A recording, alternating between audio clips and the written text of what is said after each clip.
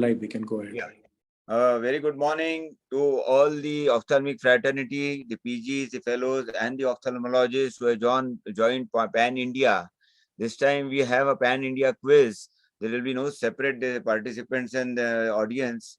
Yeah, everybody has to compete Pan India. So this is the second round of quiz that we are having. Attractive prizes are there. There are 4 big prizes which you are going to reveal. I'll keep it as a secret. What is the amount?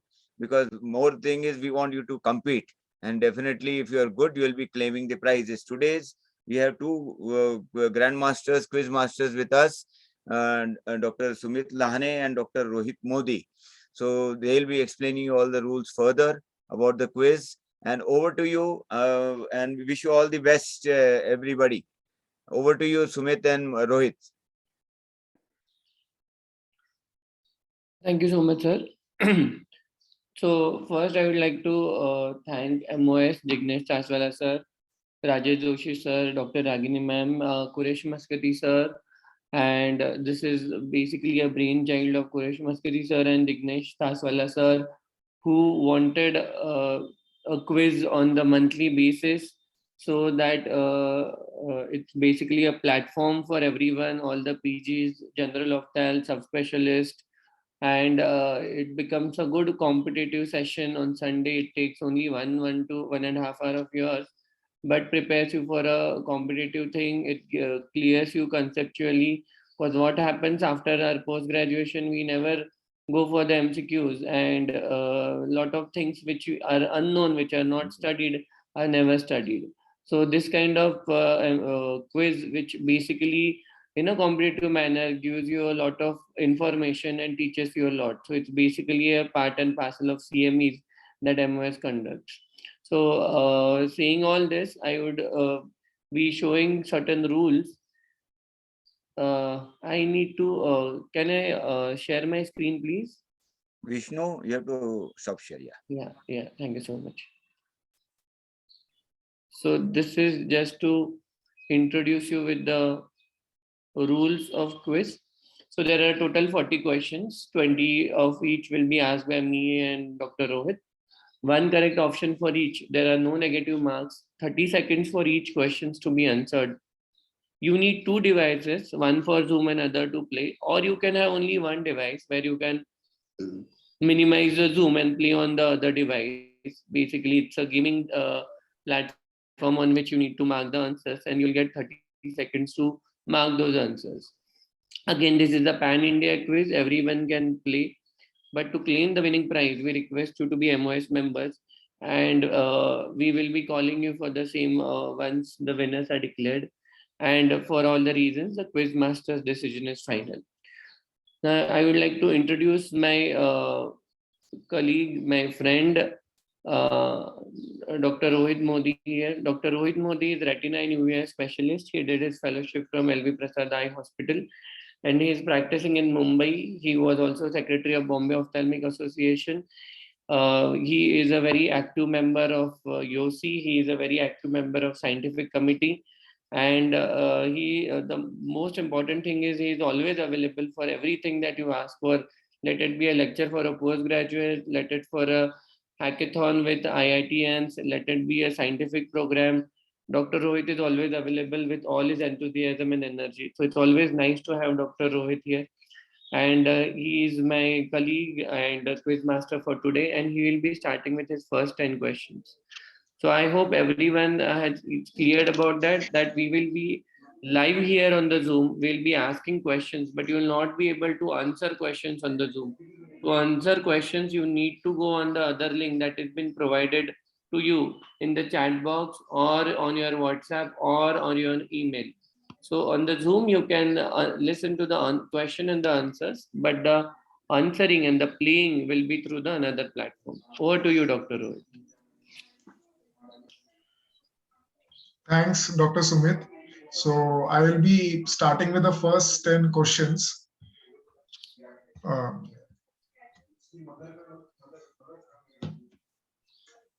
Yeah. So is my slide visible? Yes, Yeah. very good. Yeah. Sure. So I'll just start with my questions. The first question is, which of the following is the most appropriate indication for periocular corticosteroid injection? Is it unilateral intermediate uveitis associated with macular edema, unilateral toxoplasmosis chorioretinitis affecting the macula, unilateral acute retinal necrosis, or unilateral vaginous granulomatosis necrotizing scleritis? Your timer starts.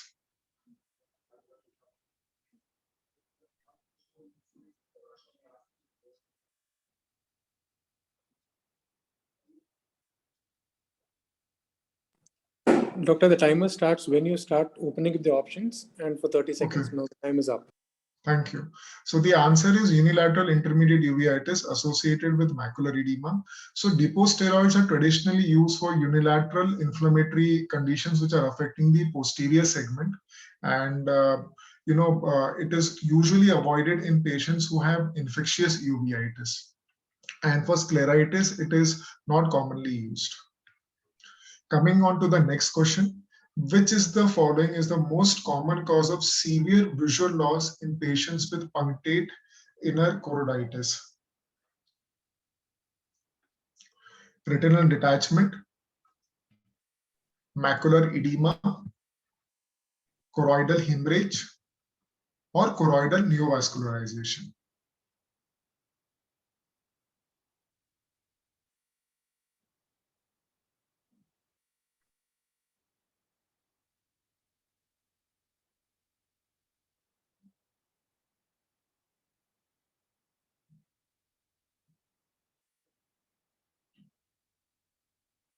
Your time is up.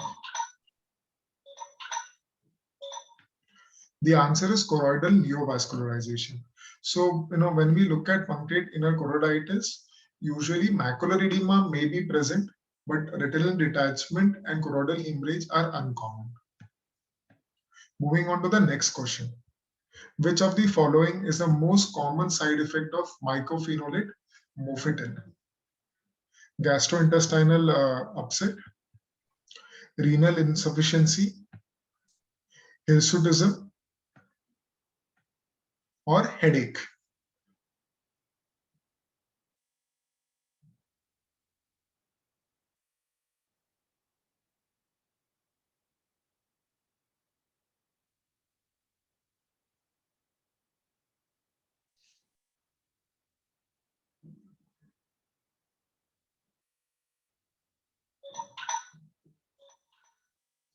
So the answer is gastrointestinal upset. In a study of 84 patients, around 20 to 30% patients had gastrointestinal upset on usage of this following drug. That's why it's the most common side effect with usage of mycophenolate mofetil. Which is the most successful procedure for congenital glaucoma? I'm so sorry. In which of the following the trabeculotomy will be most successful? Neovascular glaucoma, history of significant recent onset trauma, history of significant recent ocular trauma, and previous clear corneal extraction.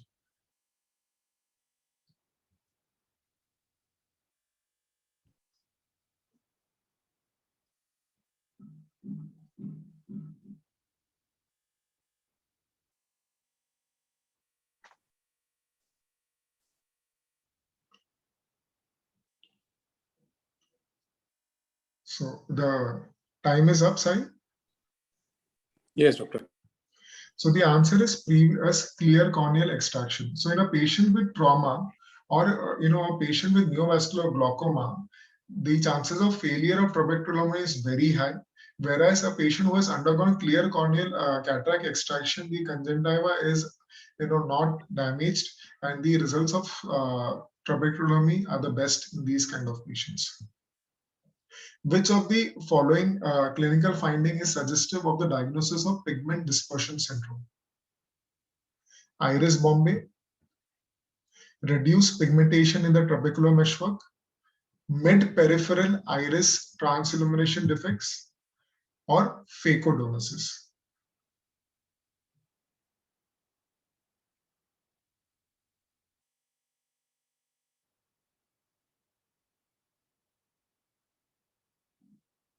Well, mid-peripheral iris transillumination effect is very characteristic of pigment dispersion syndrome. It is because of the iridozonular contacts that the pigments are dispersed, which can get deposited on the corneal endothelium and can be seen as crookedness symbol also. Which of the following findings is a risk factor for corticosteroid-induced glaucoma? Hyperopia, family history of POAG, systemic hypertension, anatomically narrow anterior chamber angle.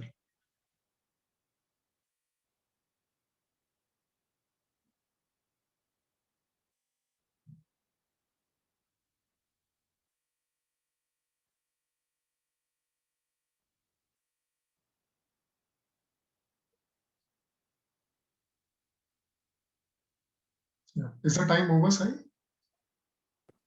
Yes, doctor. Yeah. Family Somebody is history. answering in the chat box. To tell them not to do it. 6B dala hai somebody. Family Please put history. answer on the chat box. Yeah, I request the same. Please do not answer on the chat box. Family history of POAG is an important factor in considering steroid-induced glaucoma. A mutation in which gene is associated with juvenile open-angle glaucoma in 88 to 33% of the pedigrees. The options are fibrillin, optineurin, rhodopsin, or TIGR/myocilin.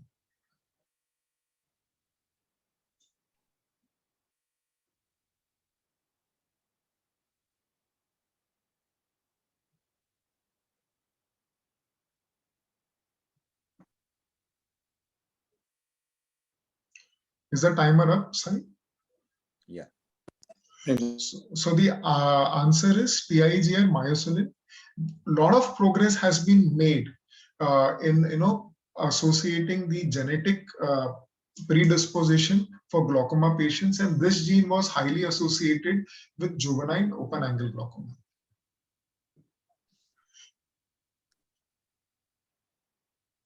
Well, a patient has hyperopia in a shallow anterior chamber is at minimal risk for which of the following complications? Iris prolapse, rhegmatogenous retinal detachment, choroidal effusion, or intraocular lens dislocation.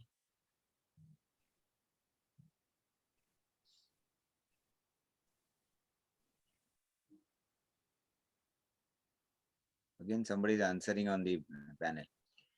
Please follow the rules. Those who will be answering over there will be disqualified. Is the timer up, Sai?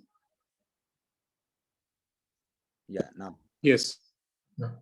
So rhegmatogenous retinal detachment is commonly seen with patients of myopia or those who have peripheral retinal degeneration such as lattice degeneration.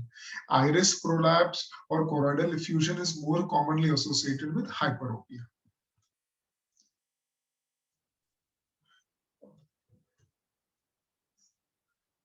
Well, following an uncomplicated phacoemulsification, the patient's intraocular pressure was 35 millimeters of mercury. Which ocular hypotensive medication is the best choice to control the elevated pressure in the immediate post-operative period?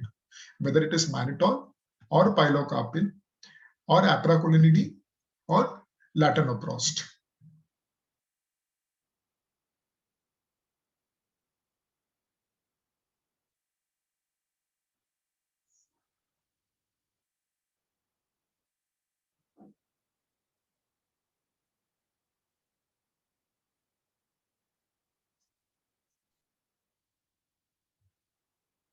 The answer is apracolinidine.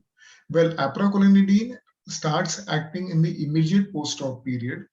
Latanoprost can increase ocular inflammation and increase the risk of CME in the post-op period. And mannitol has its own systemic side effects. That's why the number one drug of choice may be apracolinidine in the post-op period. The 10th question. Now, selecting an intraocular lens for a child undergoing cataract surgery, what should we take into account?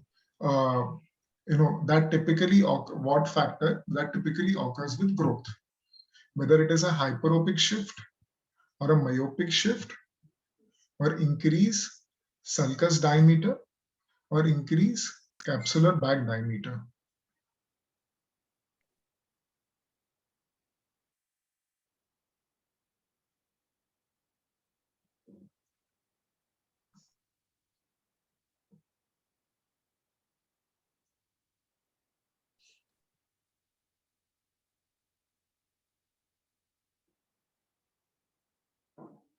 Is the time up, Sai? Yeah. Yeah, the answer is myopic shift.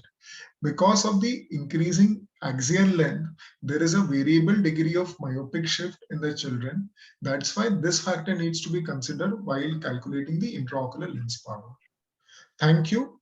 The next set of 10 questions will be asked by my friend, Dr. Sumit. Thank you, Rohit. Those are really nice questions. And I will start with question number 11. So, based on the appearance of the corneal infiltrate, you can see a figure here. Which laboratory test will be least helpful in aiding the diagnosis? Please read it properly. Least helpful. See the picture very properly. It has clue in its own. Culture on the suborder agar, calcoflower white stain, Lowenstein-Jensen agar, or GM stain. So, which is least helpful? Like what you will not do in this case when you want to send a corneal scraping. 5 seconds left now. And time is up. I go ahead with the answer and I can see, yeah, most of you, 75% answered have correct. It's Lowenstein-Jensen agar. But if you see very properly in this, you see the pigmentation in the center, feathery margins, very classical of fungal ulcers. And Lowenstein-Jensen agar basically we use for the mycobacteria and not for your fungal. So suborder agar, calcoflower stain, GM stain, for that say gram stain, KOH mount, all are used for fungal, but you will not use the Lowenstein-Jensen agar. If you've been asked that what one thing you want to do out of this, you will go ahead with the GM stain or the KOH if at all it is available, because culture is going to take time in case of fungal. Let's move to the next question now. Which of the following condition is not associated with the rheumatoid arthritis? It is not associated with the rheumatoid arthritis. And your options are limbal follicles, peripheral ulcerative keratitis, necrotizing scleritis, paracentral keratolysis. So rheumatoid arthritis, a disease most commonly seen adult individuals, and they present with lot of ocular symptoms, and if not treated properly, many times they are debilitated with their joint deformities also. Ocularly, what you don't see in these cases. So your time is up. And again, most of you answered very correctly. It's limbal follicles, which you will not see. PUK, necrotizing scleritis, and paracentral keratolysis are very common associations. Dry eyes and the scleritis are another associations of the rheumatoid arthritis, which we must know. And once you see such a case, many times they do present to the ophthalmologist prior to they present to a rheumatologist. You have an unexplained dry eye in a 45-year-old female, and you must do the rheumatoid arthritis factor and see that patient should be started on the early immunomodulators and disease modifying agents. So you do play as an ophthalmologist very important role in the diagnosis and the management of the rheumatoid arthritis. Let's move to the question number 13. Which of the following is associated with glaucoma? Options are Axenfeld syndrome, Peters anomaly, both of them, neither of them. And your time has already started. So basically what we are talking here, both are congenital anomalies. We want to know, are they associated with the glaucoma too? One of them, both of them, or neither of them? 5 seconds left here. And your time is up. Poll is locked again. Yeah, correct. 91% of you have answered very correctly. Both of it, Peters anomaly 2, which presents with the anterior segment anomaly, where the cornea and the iris and the lens are adherent to each other, very much likely to cause glaucoma. So both these diseases are associated with the glaucoma. This is just a description of Axenfeld and Rigas anomaly. Let's move ahead. Question number 14. All of the following are associated with the conjunctival cicatrization except atopic keratoconjunctivitis, ocular cicatricial pemphigoid, Stevens-Johnson syndrome, superior limbic keratoconjunctivitis. So, conjunctival cicatrization, many times you see a patient again with the dry eyes and having lot of surface inflammation, and they need a long-term management. They keep coming to you, but the treatment does not solve the issue in a day. And the poll is locked. Yeah, correct. So answer everyone given here is superior limbic keratoconjunctivitis is very correct answer. So I would just like to add certain things in the diagnosis. The one thing which was one of the most common cause of cicatrization, glaucoma, which is not seen much of the days, you do see still in the older patients. Ocular cicatricial pemphigoid, Stevens-Johnson syndrome, basically they mimic each other in a chronic phases. And if you want to differentiate, if at all, OCP and SJS, sometimes you might need a conjunctival biopsy to see that you are dealing with the OCP, because Stevens-Johnson syndrome is one-time inflammation that happens due to the drug reaction. But OCP is a progressive reaction which keeps happening, and no matter whatever you do, patient has a miserable ocular surface.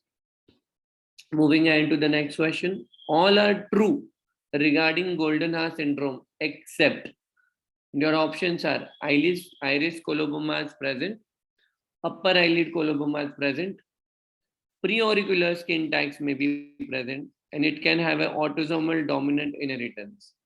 So you need to mark what is wrong, what is not there in golden hour syndrome or least common in the golden hour syndrome, and the rest are very much present. So is it autosomal dominant? Are there colobomas, iris or eyelid? And are there preauricular skin tags? Again, a commonly seen anomaly. And yeah, there is a tie between A and D, but answer A is correct. Iris colobomas may be present. This is very less likely feature of a golden hair syndrome, and it's autosomal dominant with upper eyelid colobomas and periocular skin tags also. Many of the times golden hair do present as a sporadic nature way also instead of autosomal dominant. So all three options B, C, D are correct. A is wrong.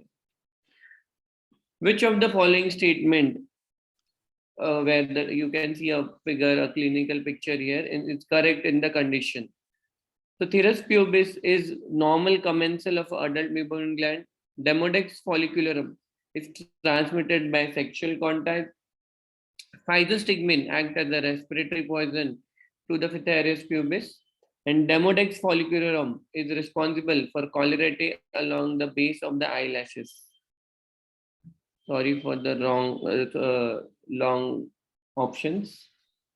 But it's a common disease that all of us see. And I see everyone has marked as D. Okay. So the statement correct we wanted here, correct answer is C. Physostigmine act as a respiratory poison, and it can be used ocular ointment, but it basically has a lot of ocular toxicity. So we don't use it directly, but it is a respiratory poison to this mite. Demodex, on the other hand, is a commensal of adult mammalian gland. The option A and B are basically other way around, and that's how they have been written. Thyrus pubis is it's something that is transmitted by the sexual contact, and the cholerae that you see generally in OPD are caused by the staphylococcus and not by the demodex. So option C is correct here. Let's move on to the next question. Which is correct regarding the lesion pictured in figure? And the options are: histopathology shows fibrovascular ingrowth just beneath the Bowman's layer. A pigmented iron line, a Ferry's line, is found at the leading corneal edge of the lesion. Prolonged actinic exposure is a risk factor. Recurrence after the treatment is rare. So which is correct regarding the disease that you are seeing here? This is again a very common condition.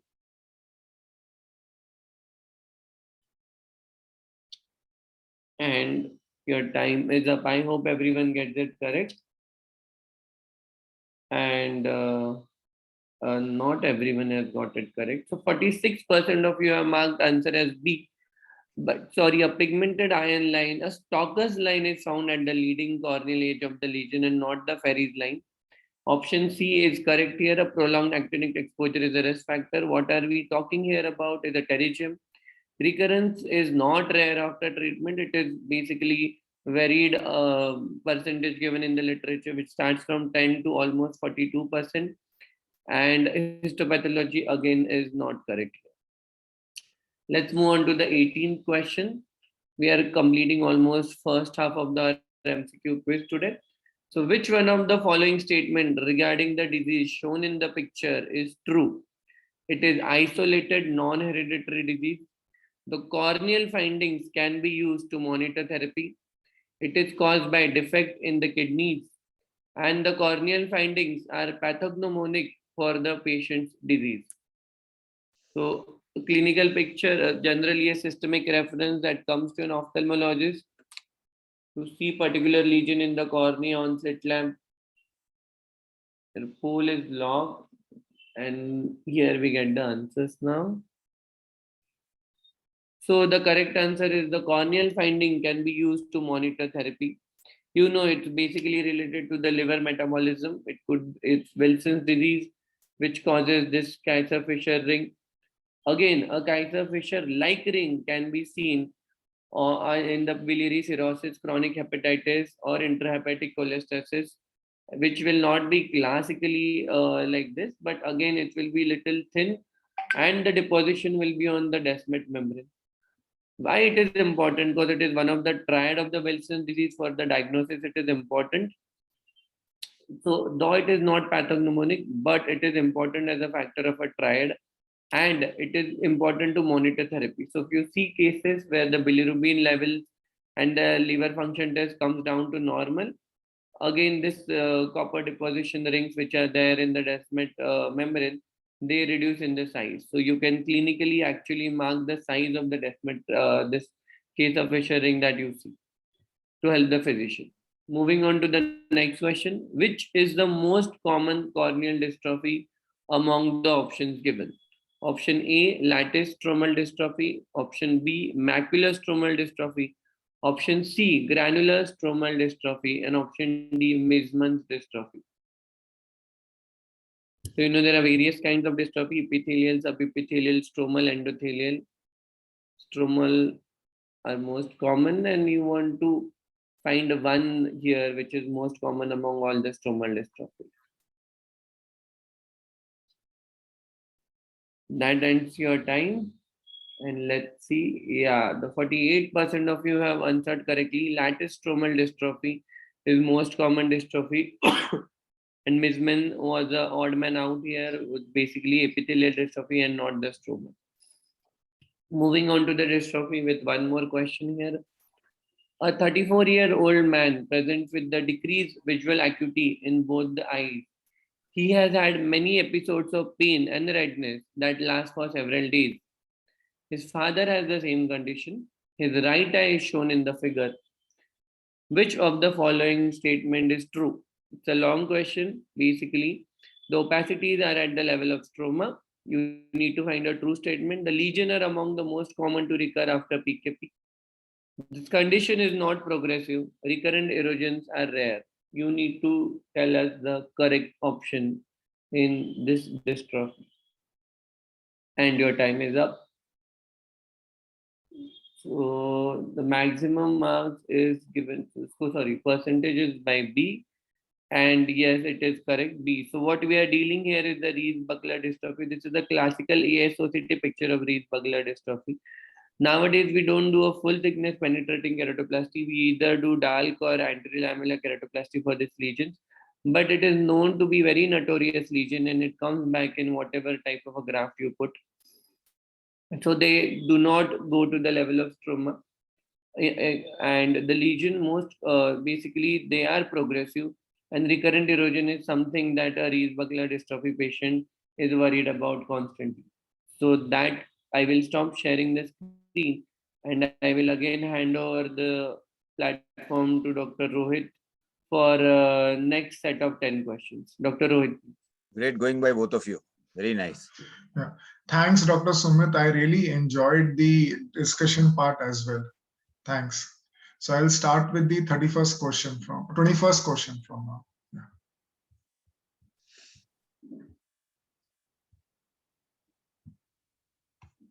Is my slide visible? Sorry. Yeah. Yes.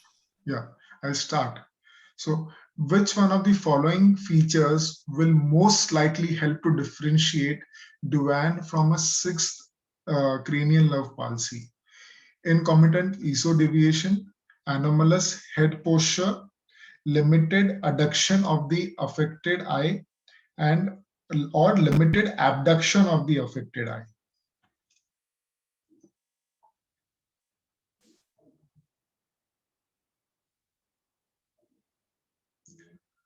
It's one of the favorite questions of the examiners, or in theory and practical as well.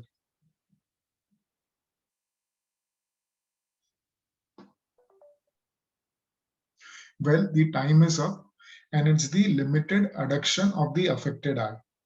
Now, basically in Duane syndrome, we get this misfiring of the eye muscles that causes the affected extraocular muscles to contract when they are expected to relax. And these patients may have limited or sometimes absent ability to abduct the affected eye and have the limited ability to adduct. That's why limited adduction of the affected eye is the right answer. Now moving on to the next question. A 60-year-old patient came with the onset of complete painless left proptosis since 1 week. This has improved, but now the patient has diplopia with complete limitation of adduction, elevation, and depression in the left eye. Which one of the following tests is most appropriate to include in evaluation? Is it serum acetylcholine receptor antibodies, or it is serum anti-neutrophil cycloplasmic antibodies, or it is serum HbA1c, or thyroid function test?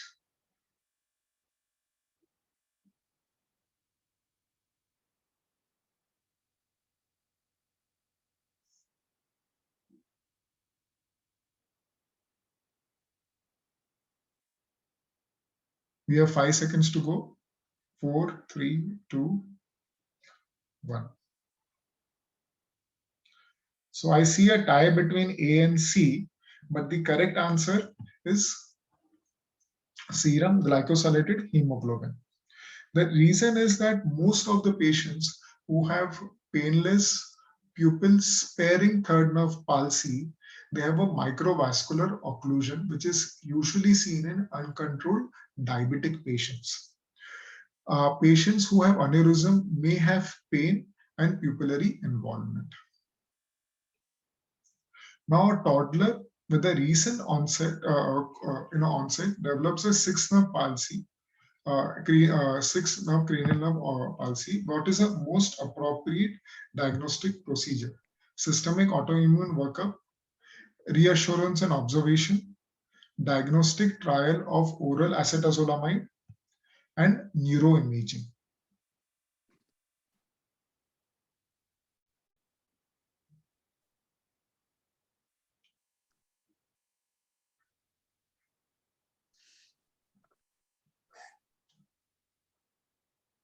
Well, it's sixth nerve cranial palsy.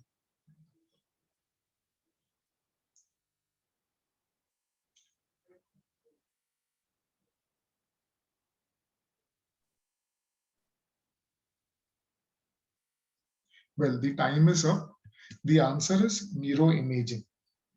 Now, neuroimaging is required to rule out intracranial lesion because the child has a sixth nerve palsy associated with swollen optic nerves. Even in absence of papilloedema, acquired non-traumatic isolated sixth nerve palsy in children can be a presenting sign of intracranial neoplasm, either because of a direct local effect of the tumor, that is a glioma, or a non-specific manifestation of increased intracranial pressure. Hence, neuroimaging is the answer.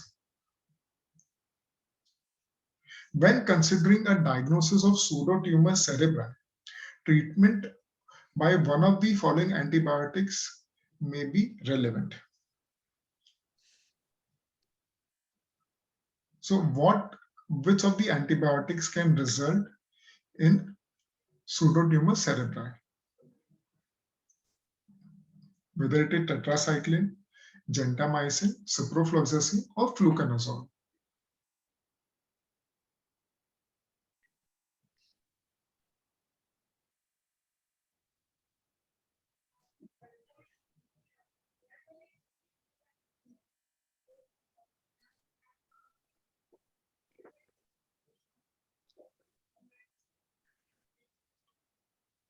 So the time is up. Most of you have got it correct. That is tetracycline. Gentamicin, if injected intravitreally, is known to cause macular ischemia, whereas it is not known to cause pseudotumor cerebri. And ciprofloxacin and fluconazole again are not known to cause pseudotumor cerebri. The next question.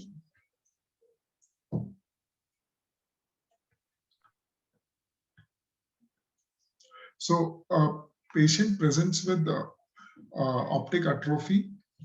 30-year-old woman presents with bilateral optic atrophy, deafness, cataract. Which of the following should be evaluated for? Is it multiple sclerosis or pseudotumor cerebri or neurofibromatosis 2 or Joubert syndrome?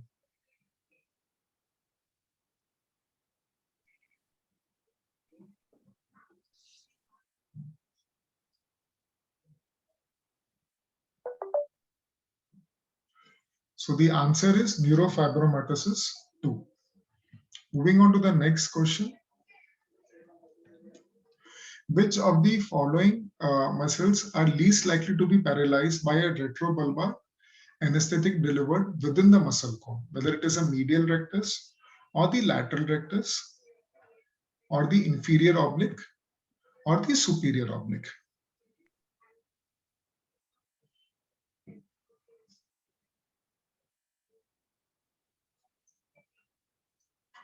This is sometimes which we clinically observe that even after giving a good block, we do sometimes get some movements.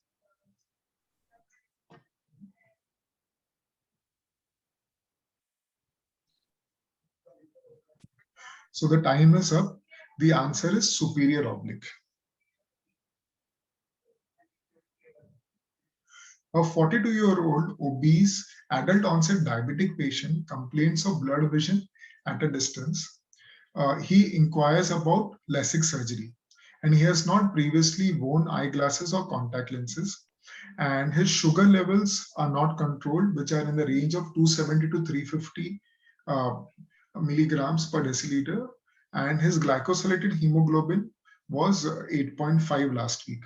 He refracts to 20/15 in each eye with a myopia of 0.25 sphere in the right and -2 in the left eye. Ophthalmic logical evaluation otherwise is normal. Which is the following best option for this patient? Distance eyeglass correction. Do we go for a refractive surgery? Ask him to wear contact lenses or advise better sugar control and schedule a repeat refraction?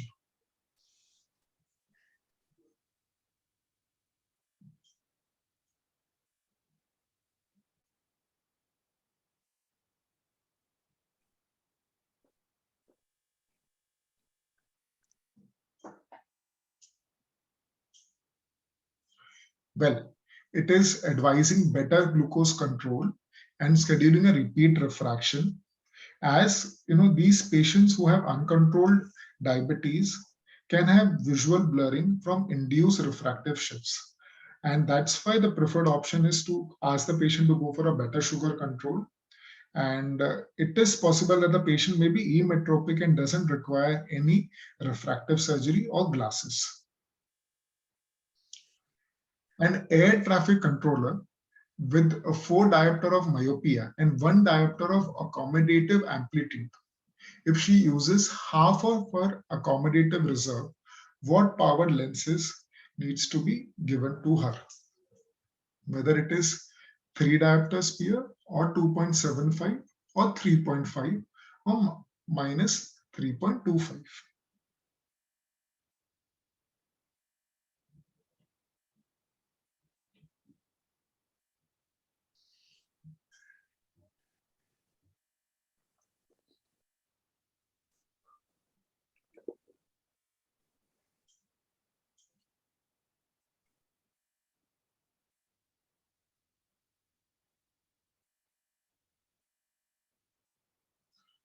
So the answer is minus 3.25. Progressive outer retinal necrosis is characterized by which one of the following attributes? May occur in healthy individuals, occurs in severely immunocompromised patients, occurs with early HIV infection, occurs rarely in both eyes. A typical question which is to be considered is how to differentiate progressive outer retinal necrosis versus acute retinal necrosis.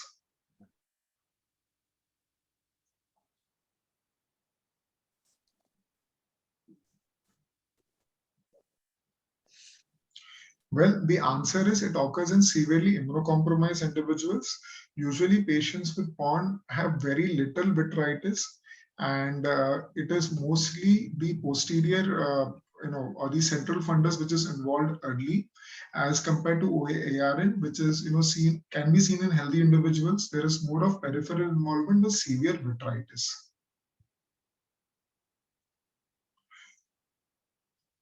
So which of the following lesions is most likely to be associated with complete posterior vitreous detachment? And one is macular epiretinal membrane, impending idiopathic macular hole, that is stage 1, vitreomacular traction syndrome, or diabetic traction macular detachment.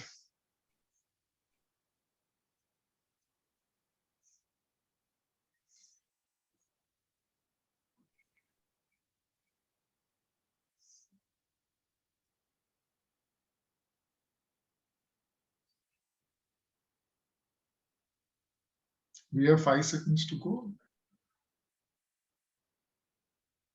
Well, the right answer is macular epiretinal membrane. If you look at the other 3 options, such as vitreomacular traction or stage 1 impending macular hole, in all these cases, there is incomplete PVD with a macular traction. Hence, a complete PVD is more likely to be seen in patients with macular epiretinal membrane. Thank you. Over to you, Dr. Sumit. Thank you, Rohit. So we are all set for the last 10 questions. Sai sir, any way that we know who is leading in the chat, or it is not possible to compute right now? Not possible right now, doctor. Fine. So we'll move ahead with the last 10 questions. Just a second.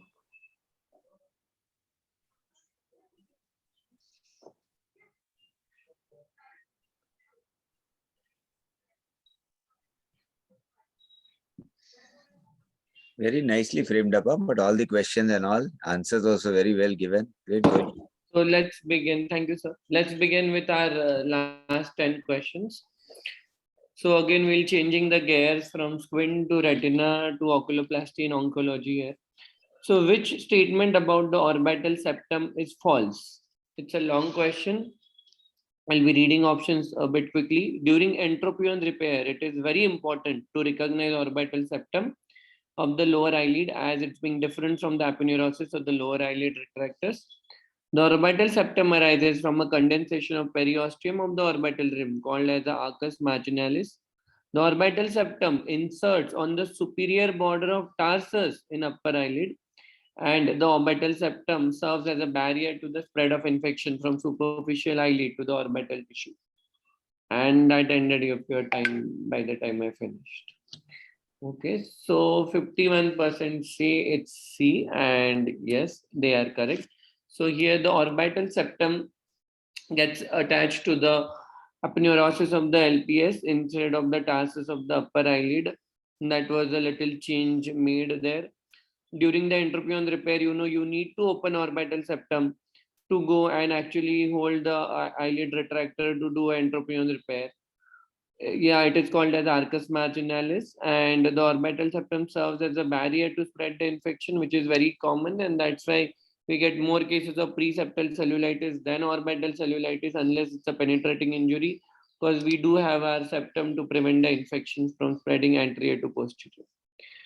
So moving on to the question number 32, which gland does not contribute to the aqueous layer of the tear film? Option A, gland of Cross. B, main lacrimal gland. Option C, gland of Zeiss. Option D, gland of Wolfram. A simple question, but what I'm asking here about is aqueous layer of the tear film and not the whole and soul tear film. So read the question properly. Last 5 seconds. I expect 100% to get correct here. Let's see. Poll is locked, and yeah, a little less. It's 72%. It's gland of Zeiss. The gland of Cross, Wolfram are accessory lacrimal glands, and the main lacrimal gland are basically responsible for the aqueous layer of a tear film. The mucin is secreted by the goblet cells of the conjunctiva, and mebum basically comes from your mebumin gland, the oily layer. So here the option C is the correct option. Moving on to question number 33. In patients with ptosis, 2.5% phenylephrine hydrochloride test does what? May activate the sympathetic receptor in the molars muscle, resulting in the elevation of eyelid. Option B can be used as a to assess the approximate elevation of the eyelid with the external levator advancement. Option C, it dilates the pupil so that the contralateral eyelid may drop. Option D, does not affect the blood pressure through the systemic absorption of the phenylephrine. So this is the test we do in cases of ptosis, generally a mild ptosis. This is basically to decide the plan of management further. The last question was answered correctly by 72%, but this question is answered correctly by 82%. So correct, it activates sympathetic receptors of the molars muscle and basically that's a correct. It does change your blood pressure by the systemic absorption, and you might have to do a punctal occlusion. It's very less concentration, so it will not cause will not see the contralateral eye droop. And again, it is not the indicator that we use during the surgery for the levator advancement. So correct, and it will not act on the levator. It's basically a sympathetic simulator here. Moving on to question number 34. Adult patient presenting with epiphora with a complete obstruction at the sac duct junction. It's a sac duct junction. Would expect to have option A, negative dye disappearances, positive Jones 3. Option B, positive dye disappearance, positive Jones 1. Option C, positive dye disappearances, negative Jones 1. Option D, negative dye disappearance and the negative Jones 2. So these are two test results that I am talking about. If you see even a one correctly, you will be able to answer it very well.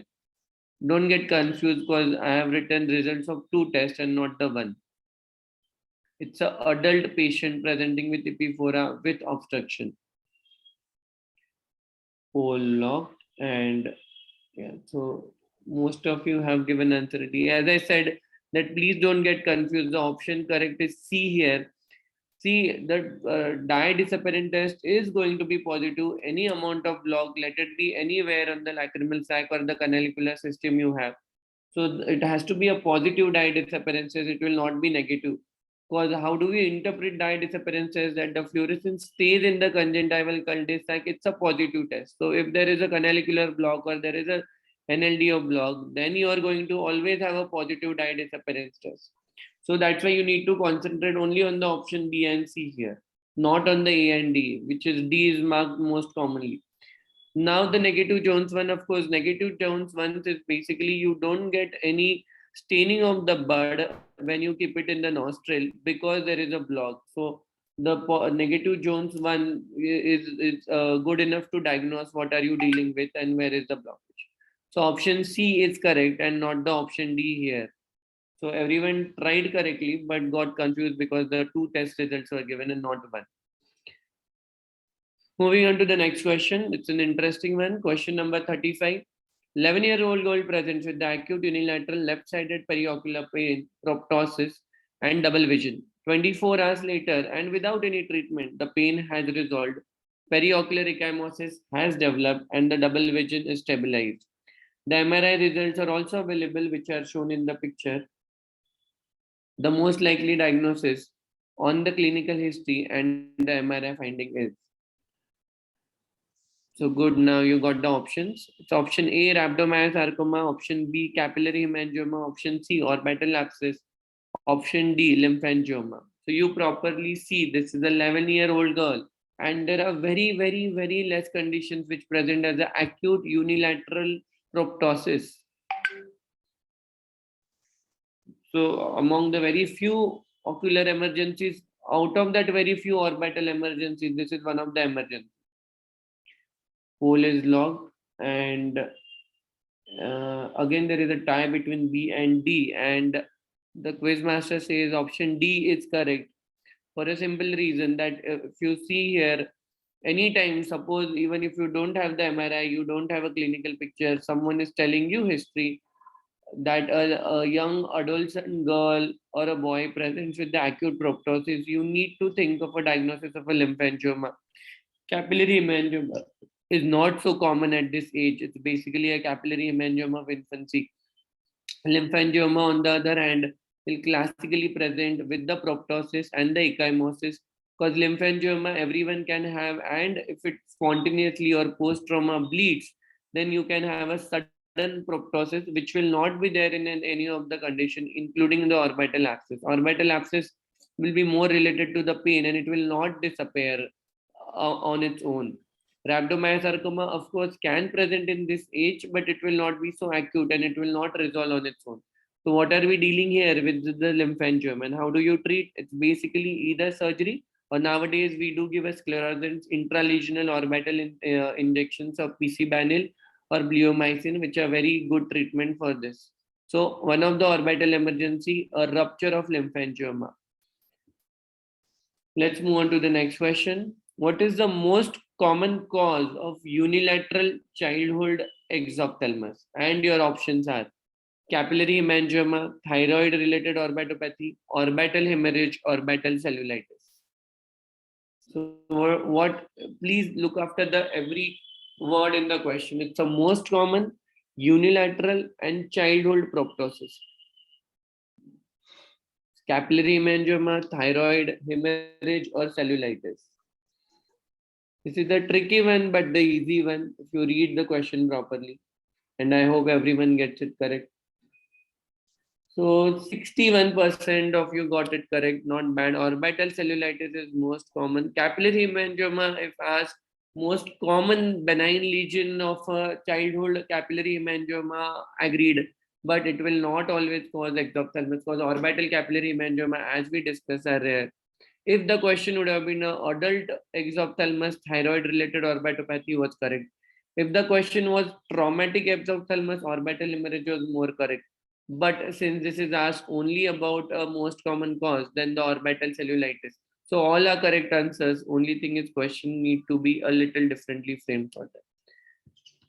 So question number 37 here. You can see a picture, histopathological. Sorry for a black and white one, but it was more better seen this way, so I put it. A histopathological slide of orbital tumor is best treated by option A, exenteration and the removal of the involved bone, option B, radiation, option C, chemotherapy, and option D, all of the above. I can just give a hint that what are you looking at is basically a lacrimal gland tissue with large tubular elongated cells,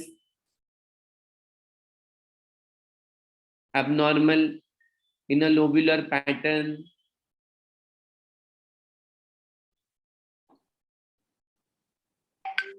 giving you a cystic adenoid appearance, and that ends up your time. Still, I hope everyone diagnosed it correctly, because everyone has answered correctly. 54% of you answered all of the above, because what are we looking at is basically adenoid cystic carcinoma, most common malignant tumor and most aggressive one of the lacrimal gland, okay, and it does present with the tubule solidness or sometimes a switches pattern, and which is an indicator of what you are looking at is a very aggressive lesion, and it need a multimodal management of chemotherapy, surgical excision, sometimes exenteration, and of course radiation also.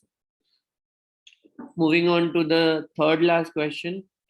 In congenital nasolacrimal system obstruction, where is the level of obstruction? Common canaliculus, lacrimal sac, wall of Rosenmuller, wall of Hasner. Very simple question. It has to be there out of 40. And again, I expect at least 100% to answer correctly. Congenital LLDO, which we know how do we treat, most of the cases till the age of 1 year, we just advise them massage because we expect the dash obstruction to open. I cannot answer, 5 seconds are still there. And if it does not, then the 12 to 18 months is a very good time period in which you can actually do a probing and treat the disease. And we are waiting for the poll results. Meanwhile, I think I can go to the answer. It's wall of Hasner, basically. And it is a cause of epiphora in most of the newborn infants, which we treat with the massage and the topical antibiotic. And 90% of them do respond to the conservative therapy. And just to a bit of anatomy, wall of Rosenmuller, basically, it's there to prevent the reflux bit from the lacrimal sac again to the your conjunctival cul-de-sac fit between a common canaliculus and the lacrimal sac. And what are we talking here about was basically a wall of Hasner, which is at the NLD. So I think the poll is still getting answered. We'll move on to the next question. Doctor, just hold on for a minute. 1 minute. Okay, I will hold. Last two questions. Very nice explanation, Sumit. Very well done. And in fact, they are convinced about whatever is you are selecting as the answer is the right answer after the explanation. Otherwise, certain questions, it is all absolutely clinical, one by one. The way Rohit also mentioned regarding the diabetes, HB1AC, it really clicked. This is the right answer. Yes. So very well, nicely organized. Well, I was not party to any of the answers, so I am the audience also participating. Otherwise, you would have won, sir. So yeah, I think 72% have answered correctly. Okay, we'll go with that. Good. And I am happy that no one marked lacrimal sac as an answer. Very good. So let's move on to the next. I said I can move on to the next question, correct? Yes, yes. So second last question here. Concerning the thyroid-related orbitopathy, the most common recommended surgical order of therapy is option A, decompression followed by strabismus followed by eyelid retraction.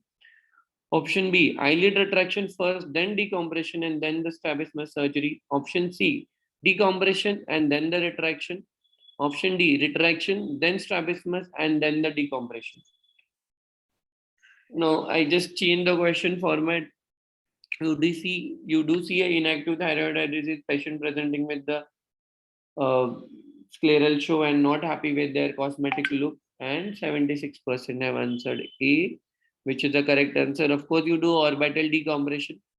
After that, you do strabismus because if it is involving the vertical muscles, then you need to bring patient at least to a approximate orthophoria before you do a lid retraction, because your measurements do change, and after that eyelid. So it goes with the simple way of orbit first, then eye muscles and the eyelid. You logically it goes posterior to anterior if at all you want to remember in a logical fashion. Now coming to the last question, xanthosma eyelid lesions have all the following features except. So you need to mark which is not a feature of xanthosma. Option A, associated with the systemic hyperlipidemic conditions in approximately 25% of the patient. It's located in the basal epithelial layer of the skin. Option C, associated with the Erdem-Chester disease. Option D, microscopically contains foamy histiocytes. Xanthosma, very commonly seen lesion, and we do always investigate them. Generally, though, they are present in the elderly, but if they are present in the younger population, we need to be more and more careful about xanthosma. So 52% have answered it as a B, and correct, it is B. Basically, it's present in the dermis and not in the epithelial layer of the skin. And of course, it is associated with the hyperlipidemias. And as I said, if it is in the young, then you need to be very careful. You need to see for telltale sign that are you dealing with something called as a hyperlipidemia of familial hyperlipidemia, or are you dealing with xanthogranulomas, which could have a systemic implications in the patients, and you need to investigate even a simple case of xanthosma according to the age and the size of the xanthosma presenting to you.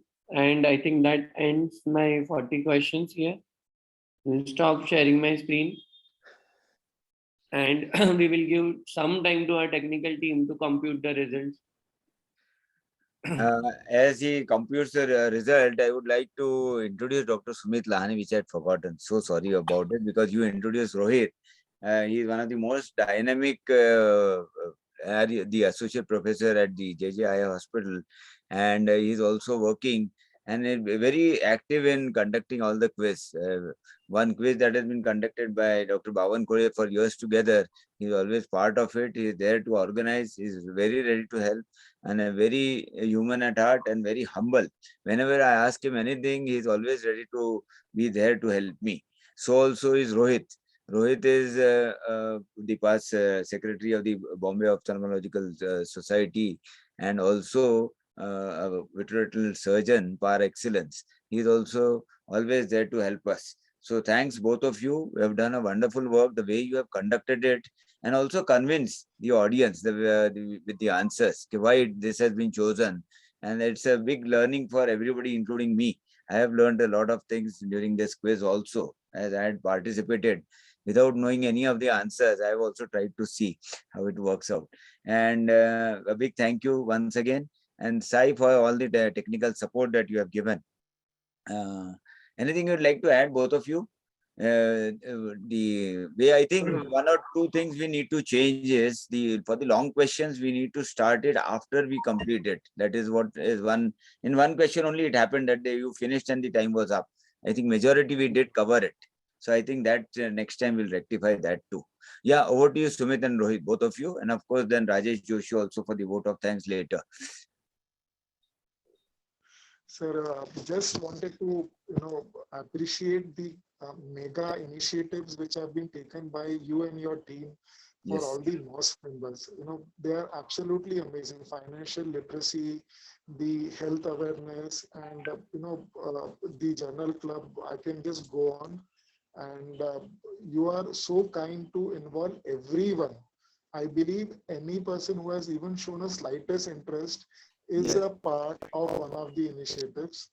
And another thing I would just like to add about Sumit's nature, which I've known for many years since my internship days, is he's so humble and down to earth.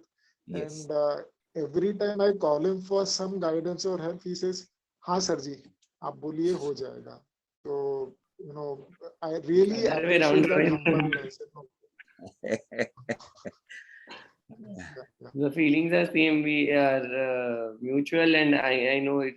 When I ask anything to Rohit, the no will never come. The no is not there in the options. And thank you, Jignesh sir, for involving us and considering us. It's very nice and kind of you, because both of us like to get involved in such academic activities. And when you pair us and then you give us opportunity, it's basically a cherry on the top kind of a thing for us. So really, thank you. We got opportunity to again to work together. We have the results with us now. I suppose yes, sir. Yeah. Who is going to announce it? I think you announce it. Sumit, do tum announce karo, do Rohit ko karna hai. That will be better because you paid all the pain.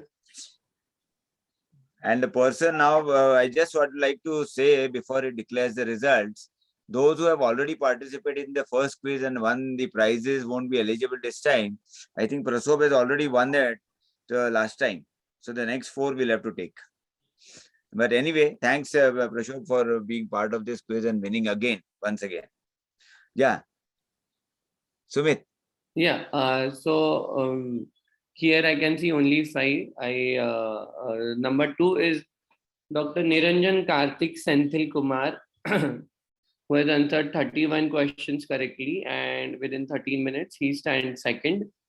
And number 3 is Prabhat Vinay Nangia.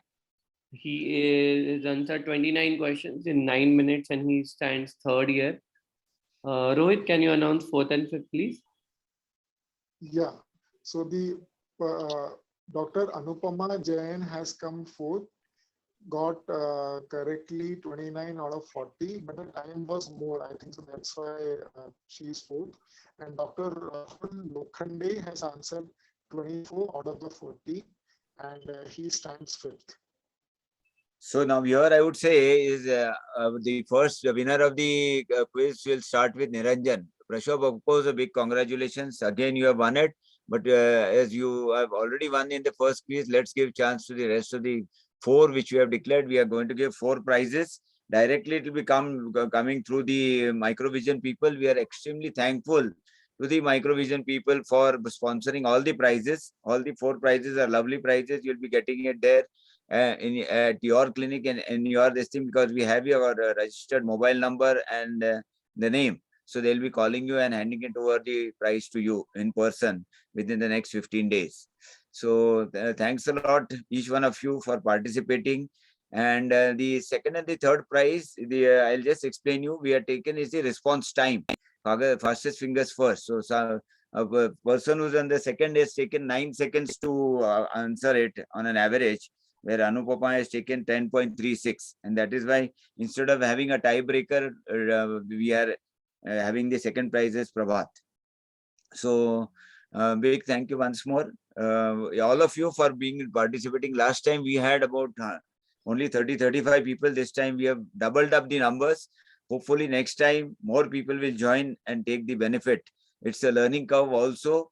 Plus you enjoy the quiz. And thanks once again to Sumit and Rohit for wonderfully conducting the quiz. The way they had jotted down and structured the quiz, it was very enjoyable. Totally different from what we had conducted, me and Shilpi, on the first round.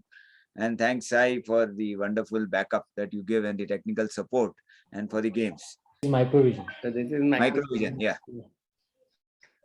Amit sir, do you want to play? You can go ahead with the Corporate video. Quick. Yeah. Yes, sir.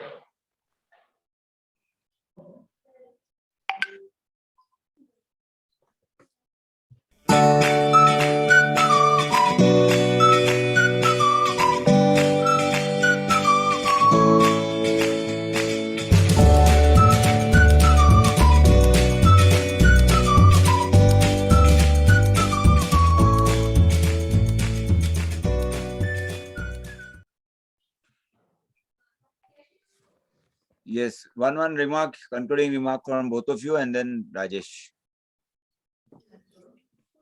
So I would just like to conclude by saying thanks, and thanks for all the participants. Since you are there, you are showing enthusiastic response. That's why the program, and you show more and more response. I am sure that Jignesh sir will keep coming with better and better models and Microvision with better and better prizes for all of you. That is important. Over to you, Rohit. Rohit. Yeah, thank you. And I would also like to thank Sai. It is really wonderful to work with him because he is always available 24/7. So thank you, Jignesh sir, Rajesh sir, Sumit, Sai, and Microvision. Thank you very much.